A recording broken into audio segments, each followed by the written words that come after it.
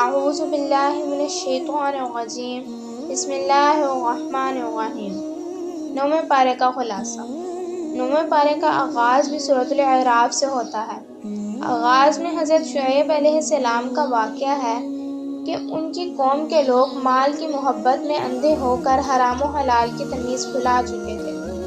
اللہ کے نبی علیہ السلام نے جب انہیں پورا تولنے اور ماپنے کا حکم دیا تو انہوں نے ایک دوسرے کو مخاطب ہو کر کہا کہ اگر تم نے شعیب علیہ السلام کی پیروی کی تو تم گھاٹے میں پڑ جاؤ گے۔ اللہ تعالیٰ کہتے ہیں کہ حقیقی خسارہ اور گھاٹا تو شعیب علیہ السلام کو جھٹلانے والوں کے لیے تھا۔ اس بارے میں اللہ تعالیٰ نے یہ بھی بتایا کہ اگر بستیوں کے رہنے والے ایمان اور تقویٰ کو اختیار کریں تو اللہ تعالیٰ ان کے لیے آسمان اور زمین سے برکات کے دروازے کھول دیں گے، لیکن چونکہ وہ اللہ کے احکامات کو جھٹلاتے ہیں اس لیے اللہ تعالیٰ ان پر گرفت کرتے ہیں۔ اس بارے میں اللہ تعالیٰ نے جناب موسیٰ علیہ السلام کی فرعون کے دربار میں آمد کا ذکر کیا اور بتایا کہ جب موسیٰ علیہ السلام فرعون کو توحید کی دعوت دینے آئے اور فرعون نے سرکشی کا مظاہرہ کیا تو موسیٰ علیہ السلام نے اللہ کے حکم سے اللہ کی عطا کردہ نشانیوں کو ظاہر فرمایا۔ آپ علیہ السلام نے اپنے عصا کو زمین پر گرایا تو وہ بہت بڑا اژدہا بن گیا۔ آپ نے اپنے ہاتھ کو اپنی بغل میں ڈال کر باہر نکالا تو وہ روشن ہو گیا۔ اللہ تعالیٰ کی اتنی واضح نشانیوں کو دیکھ کر بھی فرعون اور اس کے مصائب سرکشی پر تلے رہے۔ جناب موسیٰ علیہ السلام اور ہارون علیہ السلام کو جادوگر قرار دے دیا۔ اس بارے میں اللہ تعالیٰ نے اس بات کا بھی ذکر کیا کہ اللہ نے فرعون اور اس کے قبیلے پر مختلف قسم کے عذاب مسلط کیے۔ اللہ تعالیٰ نے کبھی پھلوں کے نقصانات کے ذریعے، کبھی خون کی بارش کے ذریعے، کبھی جوؤں، مینڈکوں اور ٹڈیوں کے بارش کے ذریعے ان پر اپنے عذاب نازل کیے۔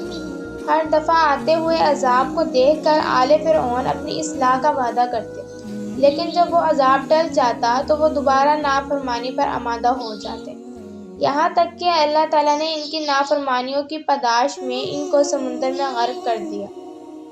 اس بارے میں اللہ تعالیٰ نے اس بات کا بھی ذکر کیا کہ اللہ تعالیٰ نے جناب موسیٰ علیہ السلام کو اپنے سے ہم کلام ہونے کا شرف عطا کیا اور 40 روز تک آپ سے کلام کرتے رہے۔ اس کلام کے دوران جناب موسیٰ علیہ السلام نے اللہ تعالیٰ سے پوچھا، اے پروردگار، کیا میں تجھے دیکھ سکتا ہوں؟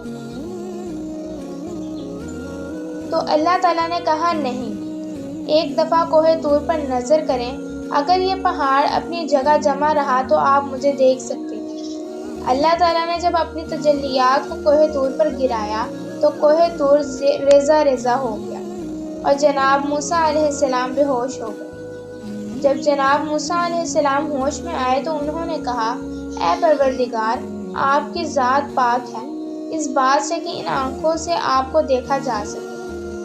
موسیٰ علیہ السلام جب کوہ طور پر اللہ تعالیٰ سے ملاقات کے لیے گئے تو آپ اپنی عدم موجودگی میں جناب ہارون علیہ السلام کو اپنی قوم کے نگران کے طور پر مقرر کر گئے تھے۔ جناب موسیٰ علیہ السلام کی عدم موجودگی کا فائدہ اٹھاتے ہوئے سامری جادوگر نے سونے اور چاندی کا ایک بچھڑا بنا کر اس میں جبرائیل علیہ السلام کے قدموں سے چھونے والی راکھ کو ڈال کر جادو پھونکا تو اس میں سے حقیقی بچھڑے کی آوازیں آنا شروع ہو گئی۔ جناب موسیٰ علیہ السلام کی قوم کے لوگوں نے اسے پوجنا شروع کر دیا۔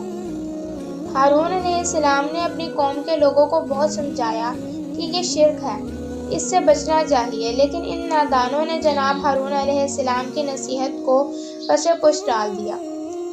جناب موسیٰ علیہ السلام اللہ تعالیٰ سے ملاقات کے بعد جب توریت کو لیے ہوئے پلٹے تو اپنی قوم کے لوگوں کو شرک کے دلدل میں دھنسے ہوئے پایا۔ آپ اس نظر کو دیکھ کر اتنا غضبناک ہوئے کہ آپ نے جناب ہارون کی داڑھی کے بالوں کو پکڑ لیا۔ جناب ہارون علیہ السلام نے جب موسیٰ علیہ السلام سے کہا، اے برادران عزیز، میں نے ان کو بہترین سمجھایا لیکن انہوں نے میری کسی نصیحت کو قبول نہ کیا۔